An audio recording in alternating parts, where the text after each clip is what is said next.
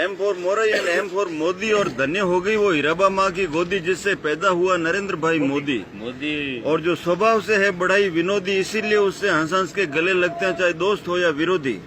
और जो माँ के चरणों से मांगता है सद्बुद्धि और मन की शुद्धि, और 56 इंच जिसके सीने की परिधि, इसीलिए सर्जिकल से पाकिस्तान को बना दिया पिद्दी। और आज चाइना भी बात कर रहा है सीधी सीधी। और जो राष्ट्रीय हित में बन जाता है बड़ा ही जिद्दी, और नोटबंदी से काले धन को बनाता है रद्दी, और योग रूपी औषधि से मिटाता है आदि और व्याधि, चाहे दादा हो या दादी, चाहे भैया हो या दीदी, जिसका मिशन है कि पूरा इंडिया रहे हेल्दी और वेल्दी। और हर घर में आवे रिद्धि सिद्धि, नौ निधि, सुख समृद्धि, और व्यापार में होती रहे वृद्धि, और भारत की बढ़ती रहे प्रसिद्धि, और सुहागन के हाथों पर रचती रहे मेहंदी, और अमर रहे माथे की बिंदी। और बड़ी मुश्किल से मिली थी भारत को आजादी, जिसके लिए शहीद हुए थे आजाद, बोस और गांधी। फिर भी डर डर के जी रही थी सरहद के गांवों की आबादी, और राजकोष की हो रही थी बर्बादी, और भ्रष्टाचार की चल रही थी आंधी।